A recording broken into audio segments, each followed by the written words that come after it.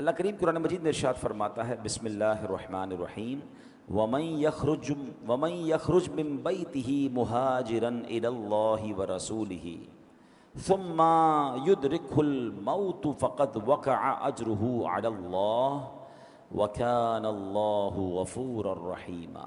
पारा नंबर 5 है, सूरह निसा है और आयत नंबर 100 नंबर आयत है। तर्जमा आसान तर्जमा कुरान कंजुल इरफान। और जो अपने घर से अल्लाह और रसूल की तरफ हिजरत करते हुए निकला, फिर उसे मौत ने आ लिया, तो उसका सवाब अल्लाह के ज़िम्मे पर हो गया और अल्लाह बख्शने वाला मेहरबान है। ये बड़ी कमाल की आयत है, ये बहुत खूबसूरत टॉपिक है। और ये किस वक्त नाजिल हुई, इसका शान नुज़ूल क्या है, ये इंशाअल्लाह जब हम सुनेंगे तो ईमान ताज़ा हो जाएगा। बड़ा ही पुरबहार इस वक्त मौसम है, हज के काफ़िले रवां दवां हैं। खुश नसीब सआदतमंद आशिकान रसूल हज अदा करेंगे, तवाफ़ काबा करेंगे, सफ़ा व मरवा की सई होगी, मिना की बहारें लूटेंगे, मैदान अरफात और मुज़दलिफ़ा का क़याम होगा। ये सारी सादतें लूटने के बाद आशिकान रसूल दिलों में इश्क़ रसूल के चराग रोशन किए, आँखों में आंसू लिए, तड़पते लरसते हुए, खुशी में झूमते हुए अपने आका मदीने वाले मुस्तफ़ा सल्लल्लाहु अलैहि वसल्लम के मदीने में हाज़िरी देंगे। ये कैसे खुशनसीब होंगे जो सुबहान अल्लाह, जिनको नबी पाक अलैहिस्सलाम अपने दर की हाज़िरी का शरफ़ अता फ़रमाएंगे।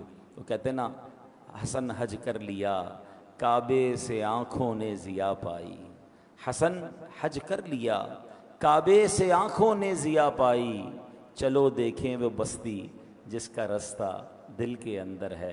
तो हज और मदीने का सफ़र नसीब वालों को मिलता है। काश वो दिन भी जल्द आए जब हम गुनाहगारों को भी ये सआदत मिले, हमें भी मक्के मदीने से बुलावा आ जाए, हम गुनाहगारों को भी मदीना मुनव्वरा की हाज़िरी नसीब हो जाए। है आरज़ू ये दिल की मैं भी मदीने जाऊँ, है आरज़ू ये दिल की मैं भी मदीने जाऊँ, सुल्तान दो जहां को सब हाल दिल दिखाऊं, काटूं हज़ार चक्कर तैबा की हर गली के, यूं ही गुजार दूं मैं अय्याम ज़िंदगी के, फूलों पे जान निसारूं कांटों पे दिल को वारूं, ज़र्रों को दूं सलामी दर की करूं ग़ुलामी, दीवार व दर को चूमूं कदमों पे सर को रख दूं, रोज़े को देख कर मैं रोता रहूं बराबर। हुजूर ऐसा कोई इंतज़ाम हो जाए, हुजूर ऐसा कोई इंतज़ाम हो जाए, सलाम के लिए हाजिर ग़ुलाम हो जाए। क्या खूबसूरत शहर है मक्का, क्या ही निराला शहर है मदीना मुनव्वरा। मगर आज बात करेंगे स्पेशली मदीना मुनव्वरा की, क्योंकि इस जो आयत हमने सुनी है ना, इसका शान नुज़ूल क्या है, इसका बैकग्राउंड क्या है। आयत दोबारा सुन लेते हैं, बिस्मिल्लाहिर्रहमानिर्रहीम, वमन यखरुज मिन बैतिही मुहाजिरन इलल्लाहि व रसूलिही। ज़रा इस जुमले को याद रखिएगा, आगे आपको जब मैं तफसील बताऊंगा तो बहुत ज़्यादा लुत्फ़ उठाएंगे आप। क्या फरमाया, और जो अपने घर से अल्लाह और रसूल की तरफ हिजरत करते हुए निकला, अल्लाह और रसूल की तरफ हिजरत करते हुए निकला, कुरान कहता है। फिर फरमाया सुम्मा युद्रिकुल मौतु फ़क़द वक़अ अजरुहु अलल्लाह, फिर उसे मौत ने आ लिया तो उसका सवाब अल्लाह के ज़िम्मे पर हो गया। वकान अल्लाहु गफ़ूरर रहीमा, और अल्लाह बख्शने वाला मेहरबान है। माजरा क्या था, एक सहाबी थे, नबी पाक अलैहिस्सलाम अपने सहाबा के साथ मक्के से हिजरत करके मदीने चले गए थे। अब सारे सहाबा ईमान वालों को ये हुक्म था कि वो भी हिजरत करके मदीने आ जाएं, तो एक एक करके सारे पहुंच गए थे। मगर मक्के में एक सहाबी थे जिनका नाम था दमुरा बिन जुंदुब। अब इनका, ये मक्के में रह गए थे, इनको भी हिजरत का हुक्म था। अब ये किसी मजबूरी की बना पर हिजरत नहीं कर पाए थे, उम्र उनकी बहुत हो गई थी, बीमारी भी बहुत ज़्यादा थी, एक ओल्ड एज भी थी और बीमारी। जाहिर है कि आजकल का तो ट्रैवल नहीं है ना कि व्हील चेयर पर बैठा के जहाज़ में बैठाया और फ़ौरन दुनिया के एक कोने से दूसरे कोने लोग बीमारों को भी पहुंचा देते हैं। पहले तो ऊँटों पर, घोड़ों पर सवारी होती थी, तो उसमें कई कई दिन सफ़र होता था। यानी बताया जाता है कि मक्के से मदीने, जो आज ट्रेन के अंदर 2.5 घंटे में बंदा पहुंच जाता है और गाड़ी के अंदर 4-5 घंटे में पहुंच जाता है, उस ज़माने में 7 दिन और 7 रातें लगते थे। 7 डेज़ का सफ़र था, जिसमें दिन भर सफ़र होता था, रात किसी रेगिस्तान में पड़ाव डालना पड़ता, जब जाके लोग मक्के से मदीने पहुंचते थे। तो अब क्या हुआ कि वो जब बीमार थे, नहीं जा पा रहे थे, लेकिन उनका दिल बड़ा मचलता था। वो नबी पाक की याद आती थी, आका अलैहिस्सलाम के दरबार में जाना था। तो उन्होंने अपने अहले खाना से कहा कि मेरा सामान बांधो और मुझे सवारी पे बिठा दो। हैं, मेरे पास माल तो है ना, मैं सवारी तो इस्तेमाल कर सकता हूँ, तो मुझे सवारी पर बिठा दो। घर वालों ने कहा आपकी तबीयत ठीक नहीं है, आप इतना लंबा सफ़र कैसे करेंगे और आप इतना ट्रैवल अकेले कैसे करेंगे। आप बोल भी प्रॉपर नहीं पा रहे थे। तो उन्होंने पूछा जाना किधर है, तो उन्होंने इशारे से मदीने की तरफ बताया कि मुझे मदीने जाना है, मुझे मेरे नबी के पास जाना है सल्लल्लाहु ताला अलैहि वसल्लम। अब क्या किया, जब बड़ी उन्होंने ज़िद की, वरना आपको अंदाज़ा है कि बंदा बीमार हो, इतनी बड़ी उम्र हो, तो घर वाले कहीं नहीं जाने देते। मगर आपका शौक़ ऐसा था, आपकी तड़प ऐसी थी कि आपका सामान सवारी पर रखा और आपको उस सवारी पर बिठा दिया और आपकी सवारी चल पड़ी। अल्लाह अकबर। हैं, कैसा शौक़ होगा कि इस उम्र में कि जब बंदे में हिम्मत नहीं है, आप अकेले सवारी पर बैठकर रवाना हो गए मदीने की तरफ। सुभान अल्लाह। आला हज़रत इमाम अहले सुन्नत का एक शेर है ना, शौक़ रोके न रुके, पाँव उठाए न उठें, कैसी मुश्किल में है अल्लाह तमन्नाई ये दोस्त। कि एक ऐसा शौक़ है कि रुकने नहीं देता, हालत ये कि पैर भी नहीं उठ रहा। मगर इन दोनों मुश्किलों में जो नबी पाक से मोहब्बत रखने वाला है वो इसके भी लुत्फ़ उठा रहा है। आप बैठ गए सवारी पर, रवाना हो गई सवारी। अब जब ये सवारी रवाना हुई तो अगर आज का नक्शा देखें तो आप 11 किलोमीटर से ज़्यादा सफ़र नहीं कर पाए। जो माशाल्लाह मक्के गए हैं वो जल्दी पिक कर लेंगे मेरी बात को। एक मस्जिद है जिसको मस्जिद आयशा कहा जाता है, मस्जिद उमरा भी कहा जाता है, एक उसका नाम मस्जिद तनईम भी है। वो अब मस्जिद है, उस एरिया में ही आप पहुँच पाए, यानी अभी आप मक्के से थोड़ा ही बाहर निकल पाए कि आपका इंतकाल हो गया, आप मदीने पहुँच नहीं सके। तो अब क्या हुआ कि लोगों ने बातें करना शुरू की कि काश ये मदीने पहुंच जाते तो इनका सवाब कंप्लीट हो जाता, इनकी हिजरत कंप्लीट हो जाती, ये मजीद सवाब कमाते। तो कुरान पाक की आयत नाजिल हुई और इस आयत में क्या रब ने फरमाया, सुभान अल्लाह। मेरे रब की शान देखें, अल्लाह करीम की बारगाह में है ना, ये फ़लसफ़ा समझ लें, वहाँ दिल देखा जाता है। अमल की बारी तो बहुत बाद में आती। आपकी नीयत क्या थी, आपने नीयत करके काम शुरू कर दिया ना, बेशक ना कर पाए, मेरा करीम जानता है कि इसकी नीयत क्या थी, अल्लाह वो अजर अता फरमा देता है। अब क्या देखिए कुरान की आयत नाज़िल हुई, कैसे ज़बरदस्त सहाबी हैं, इनका जज्बा कैसा था मदीने पहुंचने का, नबी पाक से मुलाकात का शौक़ कैसा था कि इनके इस अमल पर कुरान की आयत नाज़िल हुई। और सच्ची बात ये, रहती दुनिया को एक रहनुमाई के मदनी फूल भी मिल गए कि कुरान क्या कहता है, वमन यखरुज मिन बैतिही मुहाजिरन इलल्लाहि व रसूलिही, फरमाया जो अपने घर से अल्लाह और रसूल की तरफ हिजरत करते हुए निकला, सुम्मा युद्रिकुल मौतु फक़द वक़अ अजरुहु अलल्लाह, फरमाया फिर उसे मौत ने आ लिया तो उसका सवाब अल्लाह के ज़िम्मे पर हो गया।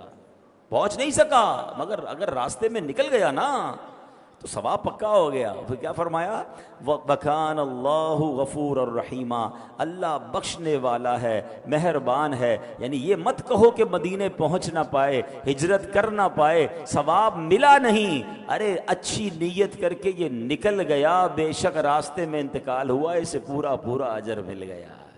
सुभान अल्लाह, सुभान अल्लाह। अब दो बातें इस वाक़े से जो सीखना है आज हमें, जो मैसेज लेना है, वो दो बातें हैं।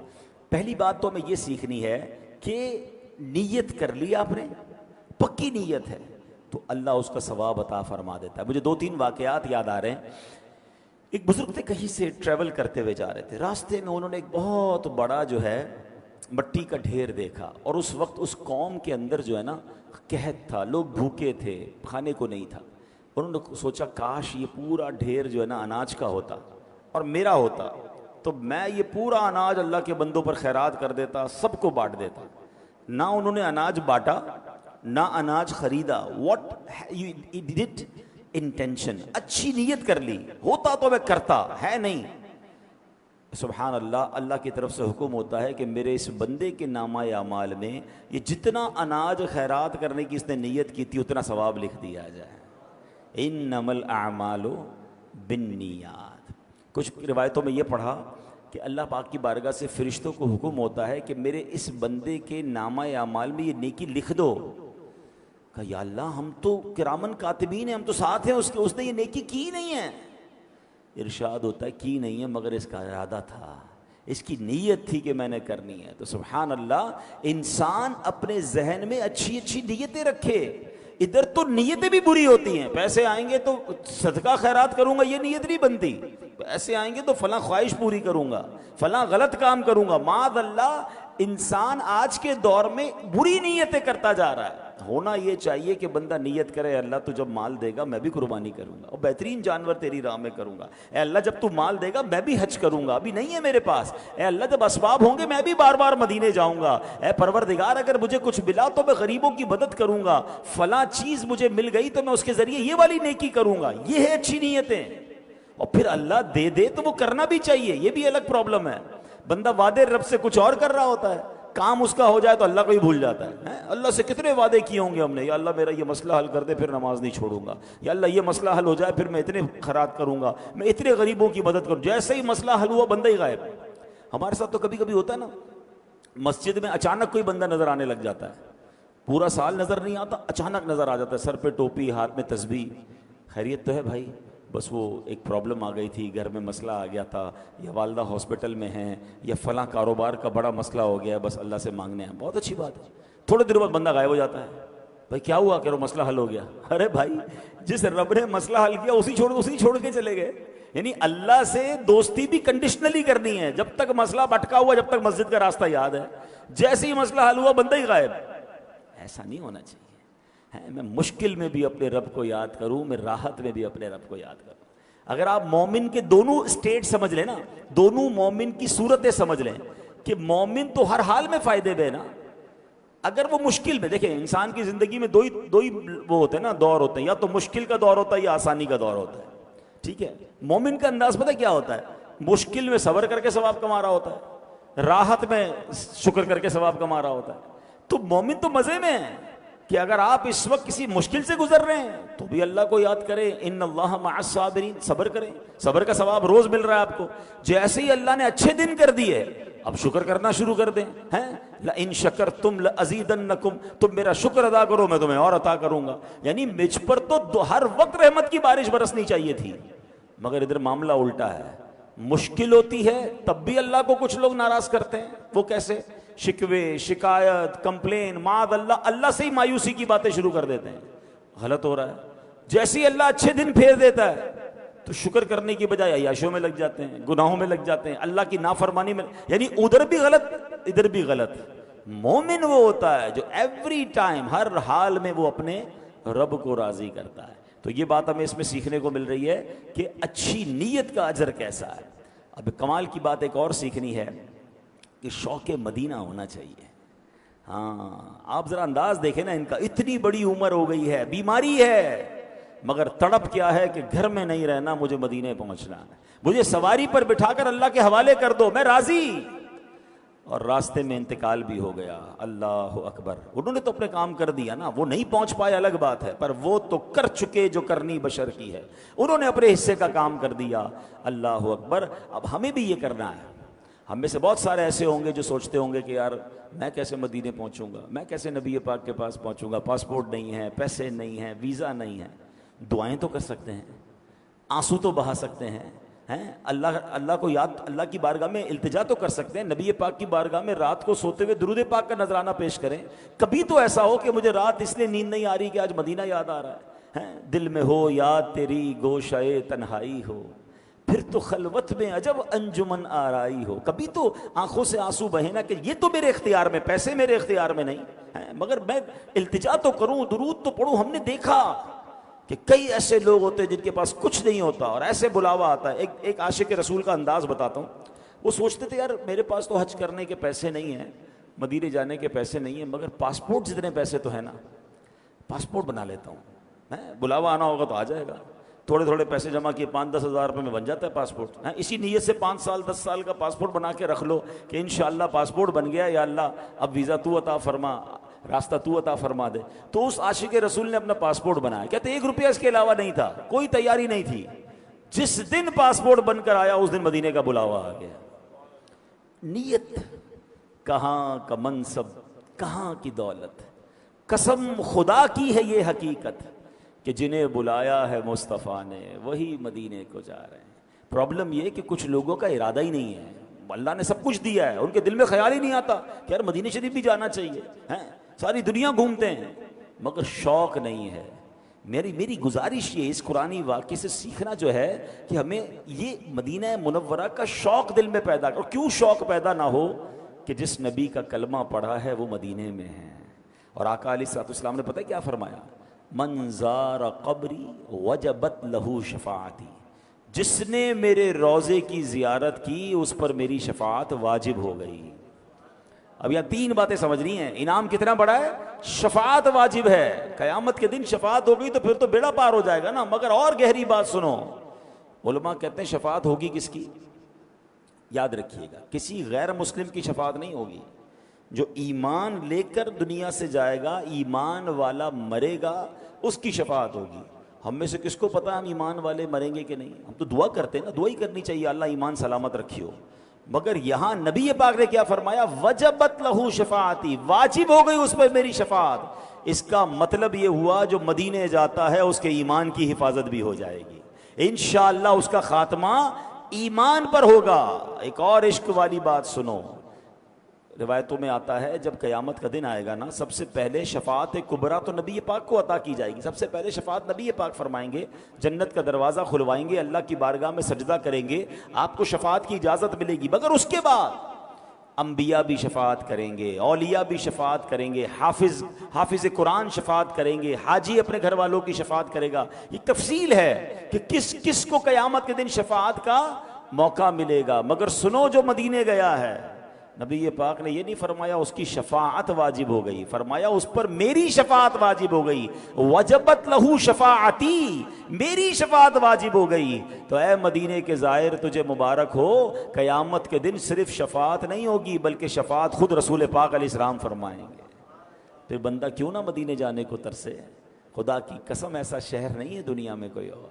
हाँ, दुनिया में आपने कई मुल्क देखे होंगे, कई शहर देखे होंगे, एक दो बार देखने के बाद आप कहते हैं यार 2 बार देख लिया, अब कहीं और चलते हैं, कितनी बार एक जगह जाएंगे। मगर मदीना वो है, 1000 बार देख लें जी भरता नहीं है। तो जो नहीं जा पा रहे ना, उनका काम कम से कम ये तो होना चाहिए कि मेरी दुआओं में मदीना हो, हैं, मेरे तसव्वुर में मदीना हो, मेरी इल्तिजाओं में मदीना हो, मेरे आंसुओं में मदीना हो। मैं मांगता रहूं अल्लाह की बारगाह से, अल्लाह के रसूल अलैहिस्सलाम की तरफ दुरूद पाक के नजराने पेश करता रहूं। जो मेरे बस में वो तो करूं ना। इन सहाबी ने क्या किया, बज़ाहिर जो इनकी उम्र हो चुकी थी, जो इनकी बीमारी का आलम था, इतना लॉन्ग ट्रेवल उनके लिए पॉसिबल नहीं था, मगर बैठ गए ना सवारी पर। बेशक इंतकाल हो गया रास्ते में, फिर क्या अजर मिला कि अजर पूरा है, अल्लाह के जिम्मे पर है। सुभान अल्लाह, अल्लाह करे कि ये कैफियत हमारी बन जाए। तो बहरहाल अल्लाह करीम से हम दुआ करते हैं कि हम सबको जल्दी जल्दी मदीना मुनव्वरा का सफ़र नसीब फरमाए। हज़रत मौलाना नकी अली ख़ान रहमतुल्लाहि तआला अलैह, ये कौन है? ये आला हज़रत इमाम अहले सुन्नत मौलाना शाह इमाम अहमद रज़ा ख़ान के वालिद साहब हैं। इनके बारे में आता है कि शव्वाल का महीना था, अब शदीद बीमार हो गए, जिस्म की ज़ाहिरी ताकत में काफ़ी कमज़ोरी आ गई। इसी हालत में आप एक दिन आराम फरमा रहे थे, ज़ाहिरी आंखें बंद थीं मगर किस्मत जाग उठी। ख्वाब में नबी पाक अलैहिस्सलाम तशरीफ़ लाए और प्यारे आका ने ख्वाब में हुक्म फरमाया, मदीने चले आओ। हाय हाय, सरे बाली उन्हें रहमत की अदा लाई है, हाल बिगड़ा है तो बीमार की बन आई है। अब बीमारी के आलम में नबी पाक ख्वाब में क्या इशारा फरमा रहे हैं कि मदीने आ जाओ। अब उन्होंने मदीने शरीफ हज और मदीने का प्लान करना शुरू कर दिया। घर वालों ने कहा आपकी तो तबीयत ठीक नहीं है, आप कैसे सफ़र करेंगे। अगेन उस ज़माने में पानी के जहाज़ में सफ़र होता था, ये वो आसान सफ़र नहीं था, काफ़ी डिफ़िकल्ट ट्रैवल था।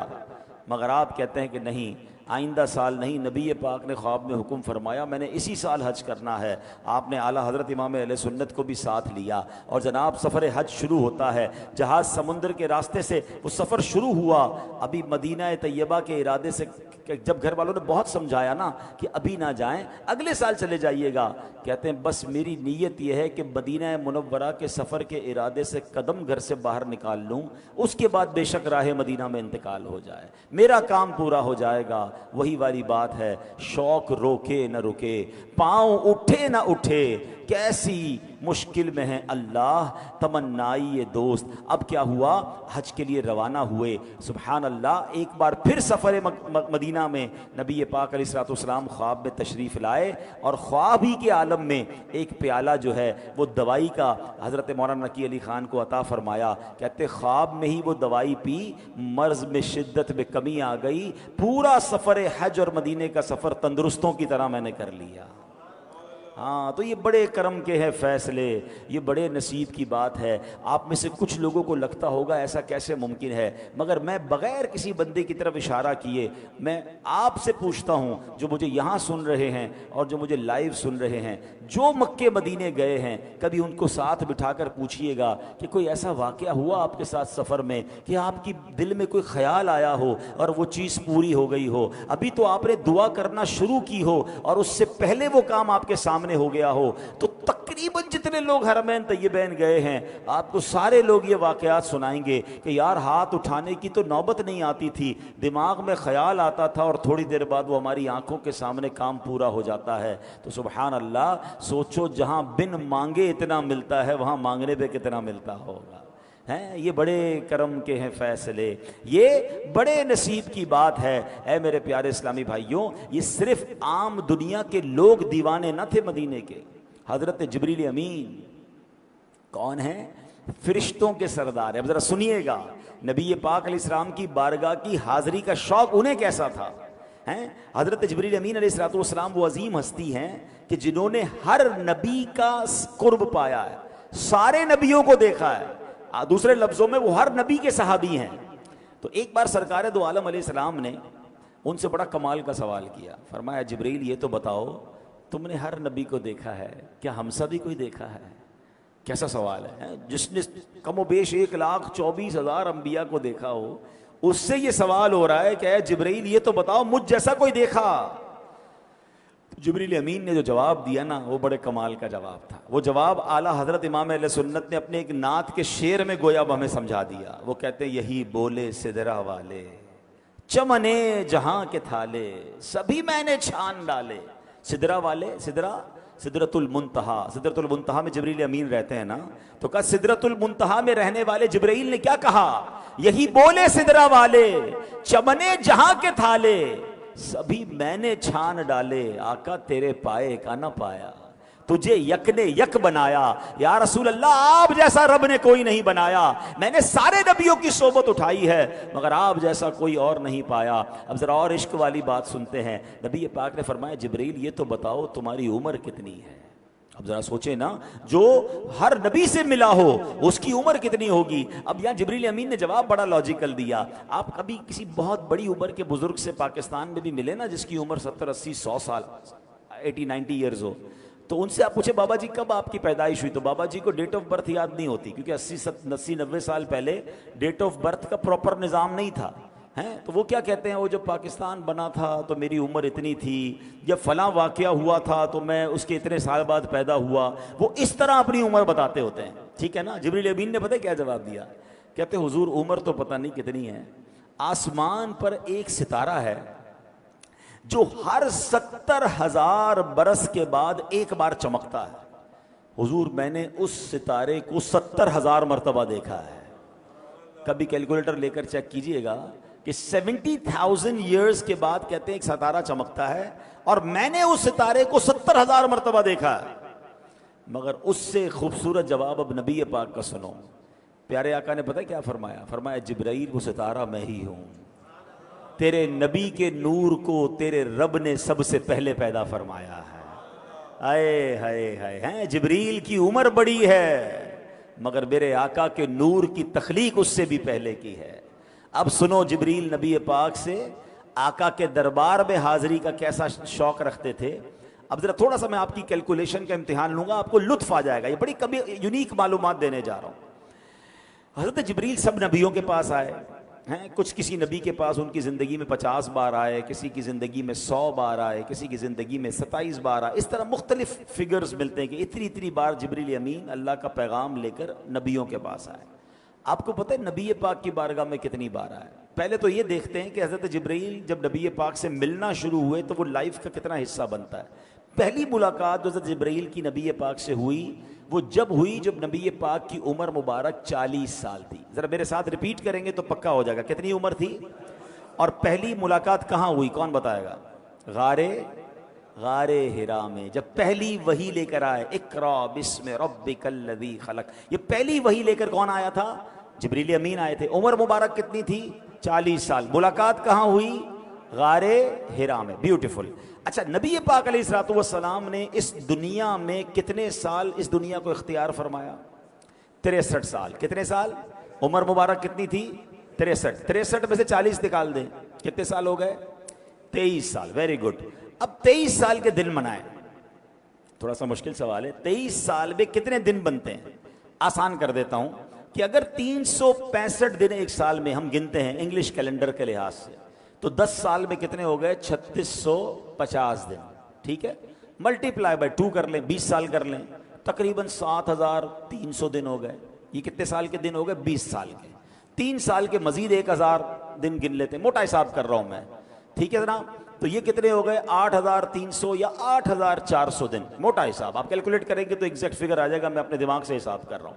8400 दिन बनते हैं पहली मुलाकात से लेकर इस दुनिया से पर्दा फरमाने तक। Out of those 8000 approximately 400 years में, नबी 8400 डेज में, दिनों में, हजरत जिब्राइल मेरे आका की बारगाह में 24000 बार हाजिर हुए हैं।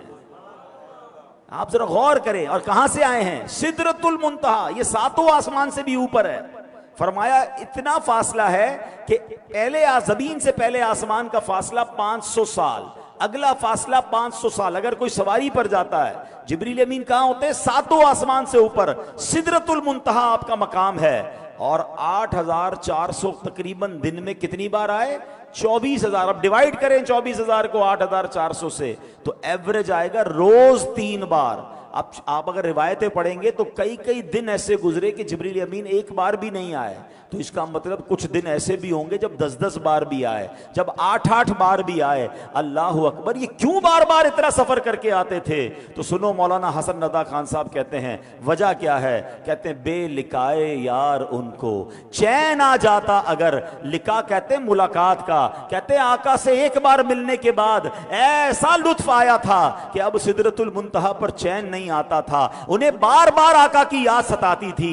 बेलिकाए यार उनको चैन आ जाता अगर, बार बार आते न यूं जिब्रील सिदरा छोड़कर। अरे वो सिदरा छोड़कर बार बार इसलिए आते थे कि उन्हें नबी पाक से मिले बगैर चैन नहीं आता था। अच्छा, यहां एक और इश्क वाली बात सुन लो। जिब्रील अमीन की स्पीड कितनी है कि दिन में कई कई बार सिदरतुल मुंतहा से आका की बारगाह में आ जाते, फिर चले जाते। तो जब जिब्रील की रफ्तार का आलम यह है, तो जिब्रील के आका जनाब रसूलुल्लाह सल्लल्लाहु अलैहि वसल्लम की रफ्तार का आलम क्या होगा? हैं, ये बात भी समझने वाली है। सारी दुनिया में जितने फरिश्ते हैं, जितने नबी हैं, जितने लोग हैं, मेरे आका सबसे सुपीरियर, सबसे आला और सबके आका हैं। तो सुभान अल्लाह, जब इनके कमालात का आलम यह है, तो मुस्तफ़ा करीम अलैहिस्सलातु वस्सलाम के कमालात का आलम क्या होगा? जभी तो कहते हैं ना, सबसे औला ओ आला हमारा नबी, सबसे बाला ओ आला हमारा नबी, अपने मौला का प्यारा हमारा नबी, दोनों आलम का दूल्हा हमारा नबी। बुझ गई जिसके आगे सभी मशअलें, शम्मा वो लेकर आया हमारा नबी। सारे ऊंचों से ऊंचा समझिए जिसे, है उस ऊंचे से ऊंचा हमारा नबी। खल्क से औलिया, हम मखलूक है ना, हमसे सुपीरियर कौन है? औलिया।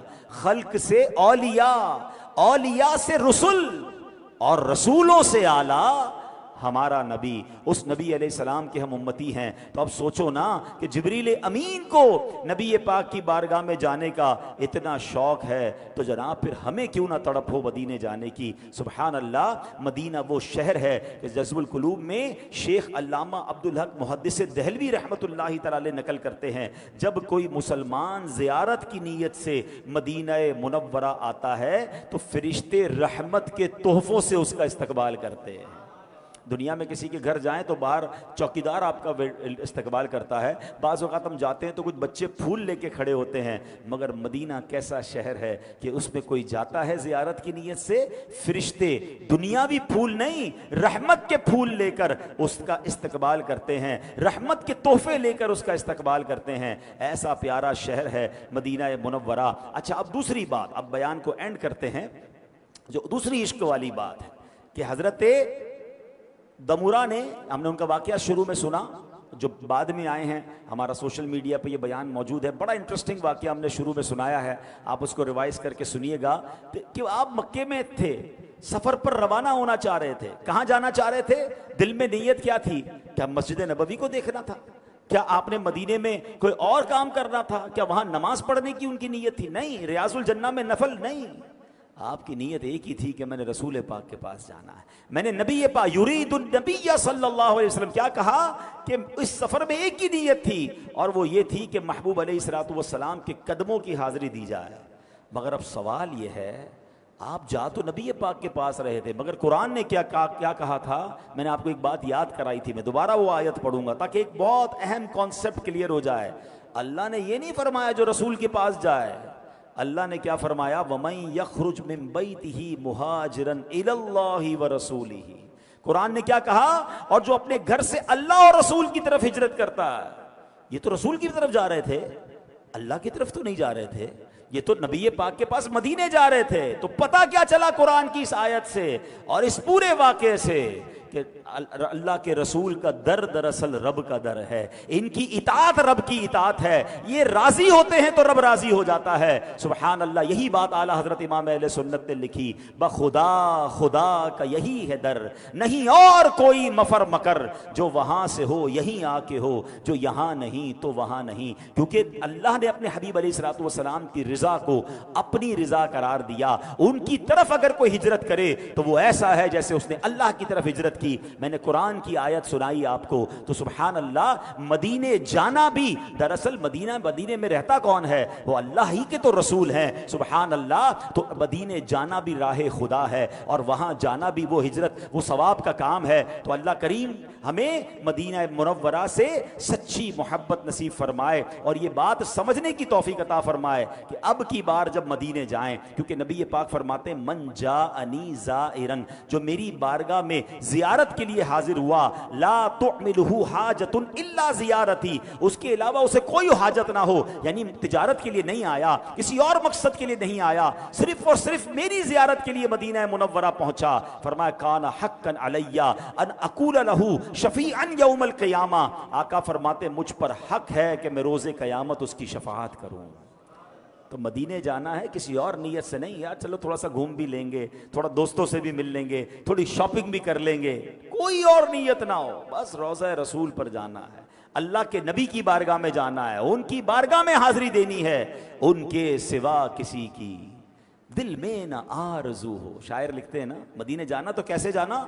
उनके सिवा किसी की दिल में ना आरज़ू हो, दुनिया की हर तलब से बेगाना बन के जाऊं, बहजाद अपना आलम समझेगा क्या जमाना, है फहम का तकाजा दीवाना बन के जाऊं। अल्लाह करे अल्लाह मदीने की ऐसी हाजिरी नसीब फरमाए कि और कोई ख्याल ही दिल में ना हो, बस एक ही तमन्ना हो, एक ही इल्तिजा हो कि रोज़े रसूल पर जाना है, अल्लाह के नबी अलैहिस्सलाम की बारगाह में जाना है और वहां जाकर शफाअत की खैरात लेनी है। एक रिवायत में फरमाया कान फी जवारी यौमल क़ियामा, यानी जो खास मेरी जियारत की नीयत से मदीना मुनव्वरा पहुंचा वो रोज़े क़यामत मेरे जवारे रहमत में होगा, यानी वो मेरे पड़ोस में होगा, मेरे साथ जन्नत में होगा। तो सुभान अल्लाह, कोई और देखें, मस्जिद नबवी में नवाफिल पढ़ना ज़िम्नन आपको मिल जाएगा, रियाजुल जन्ना में जाना ज़िम्नन आपको मिल जाएगा, आप सैयदुल शुहदा भी जाएंगे, आप बकी शरीफ पर भी हाजिरी देंगे, मगर ये ज़िम्नन है। तो प्रीमियर नीयत है, जो superior and one and only आपकी इंटेंशन होनी चाहिए कि कहाँ जा रहा हूं? अपने आका के पास जा रहा हूं, नबी पाक के पास जा रहा हूं, उनके रोज़े की जियारत को जा रहा हूं। हूँ। और कितनी प्यारी इनकरेज वाली हदीस है कि मंज़ार कब्री वजबत लहू शफाअती, जिसने मेरे रोज़े की ज़ियारत की उस पर मेरी शफाअत वाजिब हो गई। बल्कि मेरे आका फरमाते हैं कि जिसने मेरी दुनिया से पर्दा फरमाने के बाद मेरे रोज़े की ज़ियारत की वो ऐसा है कि जैसे उसने मेरी हयाती में मेरी ज़ियारत की। और मैं जो इन दोनों हरमैन में से किसी में इंतकाल कर जाएगा बरोज़े क़यामत में उसका गवाह बनूंगा, मैं उनकी शफाअत करूंगा। अल्लाह अकबर, ये कैसा मदीना है कि जहां जाओ तो शफाअत का वादा है और वहां मर जाओ तो फिर मगफिरत का वादा है, फिर शफाअत का वादा है। तो सुभान अल्लाह, तैबा में मर के ठंडे चले जाओ आंखें बंद, सीधी सड़क ये शहरे शफाअत नगर की है। तो अल्लाह करीम हमें मदीना मुनव्वरा से सच्ची और पक्की मोहब्बत नसीब फरमाए। और हमें ये बात आज सीखने को मिली कि हमें अपने शौक़ को बढ़ाना है। आज बयान करने का मकसद ये था कि जो हज पर जा रहे हैं, जो मदीने जा रहे हैं, देखो ये मदीना आम शहर नहीं है, ये नसीब वालों को आपको सफ़र मिला है। हैं जैसे जी चाहे जहां में घूम फिर, जैसे जी चाहे जहां में घूम फिर, पर ये मदीना है यहाँ आहिस्ता चल, ये फरिश्तों के दरमियान की जगह है। और सुभान अल्लाह, संभल कर पांव रखना ज़ायरों शहरे मदीना में, कहीं ऐसा ना हो सारा सफ़र बेकार हो जाए। तो ये अदब के साथ, ज़ौक़ के साथ सफ़र कीजिए जो जा रहे हैं। और जो नहीं जा रहे, आज बयान का एक मकसद ये था कि अपने दिल में, अपने जहन में मदीने का शौक़ पैदा करें, अपनी दुआओं में मदीने की याद को बसाएं। और खुदा की कसम, जिस दिल में याद मदीना है ना, फिर उसकी ज़िंदगी का लुत्फ़ ही और होता है कि रातें भी मदीने की, बातें भी मदीने की, जीने में ये जीना है, क्या बात है जीने की। और ये ज़ख्म है तैबा का, ये सबको नहीं मिलता, कोशिश न करे कोई इस ज़ख्म को सीने की। अल्लाह ऐसा ज़ौक़ और शौक़ हमें नसीब फरमाए। और हम दुआ करते हैं कि इस साल करम हो जाए तो सुभान अल्लाह, वरना अगले साल अल्लाह करीम हम सबको हज और मदीने की सआदत नसीब फरमाए।